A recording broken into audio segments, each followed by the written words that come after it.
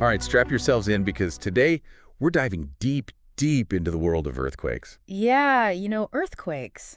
We've got some really interesting research lined up, hmm covering everything, really, From how they happen to how they've shaped the world we live in. to how they're measured. Are you ready to get things shaken? Let's get this deep dive rolling. I think it's going to be really interesting to kind of peel back the layers and look at the impact of these, earth-shattering events. Yeah, absolutely. And I always like to start these off with something I've always wondered about. Okay, sure. But we all kind of know the basics, like tectonic plates, they move around, they cause earthquakes. But I've always wondered, can we go a little deeper? With the Ring of Fire, for example, why is it such a hot spot for these massive quakes? Well, it's not just that the plates meet there, it's really how they interact. I like to think about it like a giant demolition derby. But in super slow motion, you've got these subduction zones where one plate is actually diving beneath another. Right. Yeah. And that creates an incredible amount of pressure. I bet. Then you've got other places where they're grinding past each other. Sections can get locked up, building more and more tension, and then bang, earthquake. So the way they're interacting is actually affecting how strong the earthquake is. Yeah. Is that why the Ring of Fire is known for those megaquakes? You got it. Those subduction zones, the forces there are just immense. Wow. It's almost like if you bend a ruler until it snaps. Oh, yeah. That energy release, that's what makes those earthquakes so powerful. That makes a lot of sense. I used to think all earthquakes were basically the same. Just, a big shake. Haha, I think a lot of people do. But, I was so wrong. Right. There's so many different types. Tectonic, volcanic. Uh-huh. We even have, human-caused earthquakes. You're absolutely right. Tectonic earthquakes definitely steal the show most of the time. Yeah. But it is fascinating to think that we can trigger tremors, too. Okay, human-caused. I need to know more about this. How are we causing earthquakes? Well, it comes down to altering the stress patterns in the Earth's crust. So things like deep mining, for example, or injecting fluids underground, those can essentially lubricate faults, making them more prone to slip. So it's almost like we're, messing with the delicate balance Yeah, you could say that. underground. Yeah. But wouldn't those human-caused quakes be, pretty small? Not always. There's fracking, for instance. That's been linked to some earthquakes that have actually caused quite a bit of damage. It's definitely a complex issue, though, with a lot of ongoing debate about the risks and how to regulate it. That makes sense. Speaking of risks, though, let's talk about the impact that earthquakes have. We know they can level buildings, but how has that changed the way we approach construction now? Well, it's been a pretty big revolution in earthquake engineering. It used to be we'd just build something and hope it wouldn't fall down, but now we're actually designing buildings to survive. Oh, wow. Give me an example. How do you design a building to withstand an earthquake? It seems kind of counterintuitive, right? Yeah, it is. Take base isolation, for instance. Imagine your house is sitting on giant shock absorbers. Okay. During an earthquake, those isolators move and absorb that energy, so it reduces the force that's transmitted to the building itself. So it's almost like the building kind of rolls with the earthquake instead of fighting it. Exactly. That's a really good way to put it. That's so cool. Another key innovation is cross-bracing. Basically, think about adding a strong skeleton to a building. It uses diagonal supports to increase the rigidity so it doesn't collapse. It's amazing to think that we've figured out ways to make these structures withstand those forces. Oh, yeah. It's really incredible. But it's not just about new construction either. Right? A lot of work is going into retrofitting older buildings to make them more earthquake resistant. Oh, yeah, of course. Which can involve a lot of different things, like strengthening walls, adding those shock absorbers. Yeah. It's a big job, especially in areas that see frequent earthquakes. Yeah, that makes sense. It feels like every time a big earthquake hits, we learn something new. We do. We learn new ways to mitigate the impact. Absolutely. And it's not just about buildings, is it? No, not at all. There's a whole field dedicated to understanding the economic consequences of earthquakes and building resilience in that area, too. So, earthquake-proofing economies as well as cities. Exactly. Economists, they develop models to figure out how much an earthquake could potentially cost, factoring in things like building damage, business interruptions, all those supply chain disruptions. Oh, wow. And that helps governments and businesses prepare and allocate resources more effectively. That's incredible. It's amazing how interconnected everything is. It is. But obviously, the human impact is the most important factor. Yes, absolutely. And, every event, every earthquake, it teaches us something new, not just in terms of our physical infrastructure, but also in how we can respond to the psychological and social needs of the people affected. That's really important. It sounds like we're getting better at understanding all these different layers of earthquakes. Yeah, I think so. But how do we even start to measure something like that? That's a great question. Like, I imagine comparing a small tremor to, a catastrophic quake would be like comparing apples to oranges. Right. It is. It's completely different. Exactly. And that's where the Richter scale comes in. Okay. It measures the energy released at the earthquake source, so it gives us a way to quantify, like, how powerful it was. Oh, interesting. And it's not a linear scale, it's logarithmic. Logarithmic. So a magnitude 7 earthquake isn't just a bit stronger than a 6. It's way more powerful. You got it. Each whole number on the Richter scale is actually a 10-fold increase in energy release. So a magnitude 7 earthquake actually releases 32 times more energy than a magnitude 6. Wow, okay. I'm getting a much better sense of scale now. Good. But the Richter scale only tells us about the energy that's released, right? What about the damage on the ground? Like a magnitude 6 in a densely populated city is going to feel very different than a 6 out in the middle of nowhere. That's a great point, and that's where the modified Mercalli scale comes in. That one focuses on the observed effects, what people feel and the damage that's caused. So it measures the impact on us and on the things we've built. Yeah. That makes a lot of sense because... And those giant waves, they can cause just unbelievable devastation. Yeah, tsunamis are terrifying. You mentioned they're triggered by undersea earthquakes, but how does that actually work? Okay, so it's not just the shaking. Okay. It's the displacement of the seafloor. So picture a massive section of the ocean floor suddenly jolting upward Oh, wow. or downward, and that movement displaces a huge volume of water. Right. Creates this ripple effect that travels outward. So it's kind of like if you drop a giant rock in a pond, but on a much bigger scale. Exactly. And these waves, they can travel across entire oceans at crazy speeds, like hundreds of miles per hour. Wow. And out in the deep ocean, you might not even notice them. Really? Yeah, they can be pretty small. But as they approach shallower coastal waters, things start to change. Okay, so what happens? They just get bigger. They do get bigger, but it's more than that. Okay. As the wave enters shallower water, the friction with the seafloor causes it to slow down. But all that energy, it has to go somewhere. So the wave starts to pile up, getting taller and taller. Oh, wow. So it's kind of like a snowball effect. As it gets closer to the coast, it just gains more momentum, gets higher. Yeah, that's a great way to put it. And when that towering wall of water hits the shoreline, well, the results can be catastrophic. Yeah, the 2004 Indian Ocean tsunami is a really tragic example of that. Yeah. That was triggered by one of the most powerful earthquakes ever recorded, wasn't it? It was a magnitude 9.1 earthquake off the coast of Sumatra.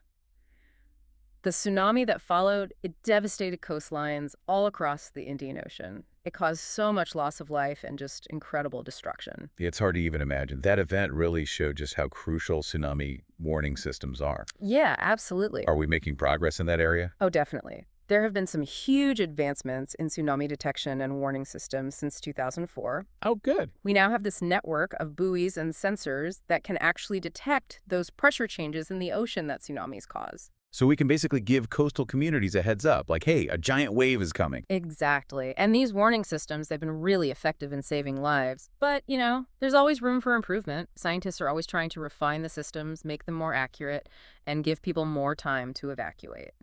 That's amazing.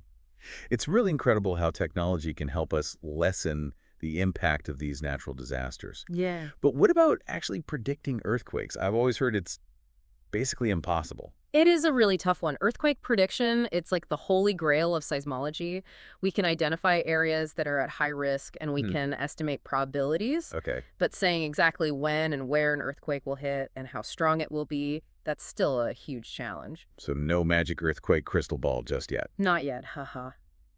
But there are some interesting research avenues. Oh, like what? Well, scientists are exploring all sorts of methods, like analyzing subtle changes in groundwater levels Wow. or monitoring radon gas that's released from the Earth's crust. I've also heard about research into animal behavior. Is there any truth to the idea that animals can sense earthquakes before they happen? It's fascinating. There have been a lot of anecdotal reports of animals acting strangely before earthquakes, but scientifically proving that there's a real connection, that's been tough. So we need more research before we start relying on our pets to tell us when to run. Exactly. But even if we can't predict earthquakes with 100% certainty, all this research is helping us understand the processes that lead up to them. Right, and that knowledge is key to improving how we prepare and respond. Absolutely. Speaking of preparedness, let's talk about those crucial moments right after an earthquake hits. What should people do?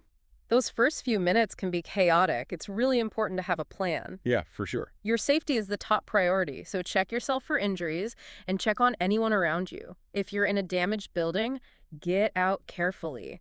Watch out for hazards like broken glass, downed power lines. So just stay calm, assess the situation. Exactly. And remember that aftershocks, they can happen for days, weeks, even months after the main earthquake. Oh, wow. So it's not necessarily over once the shaking stops. Right. What about essential services, like gas and electricity? Good point. If you smell gas or see downed power lines, do not touch them. Right. Report them to the authorities right away. Good advice. I feel like it's easy to forget basic safety precautions when you're in a panic. It definitely is. What about the government? What's their role in the aftermath of an earthquake? They play a huge role in coordinating emergency response, providing aid and resources to communities that have been hit, and overseeing the rebuilding process. That sounds like a massive undertaking.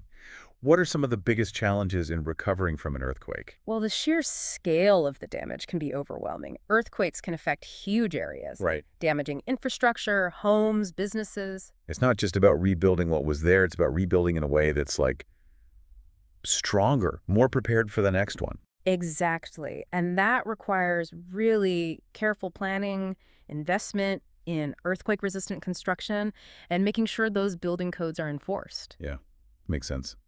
We've talked a lot about the physical and economic impacts, but what about the psychological impact? For people who survive an earthquake, that must be incredibly difficult. Absolutely. The emotional toll can be huge. People experience trauma, anxiety, grief.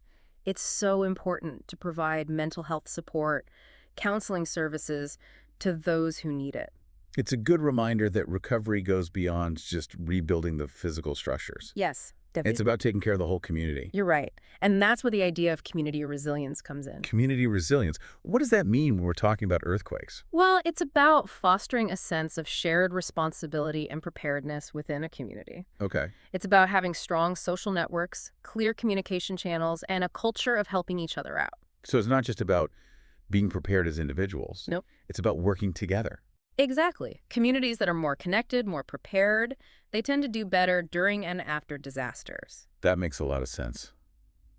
Wow, this has been an incredible deep dive. We've covered so much. Yeah. From the science behind earthquakes, to the way they impact people, to all of the amazing work that's being done to prepare for them and make things safer. It's a field that's always evolving, and there's still so much more to learn. Yeah, it feels like we've only scratched the surface, Mm-hmm. even after all this. And that's what's so amazing about earthquakes, right?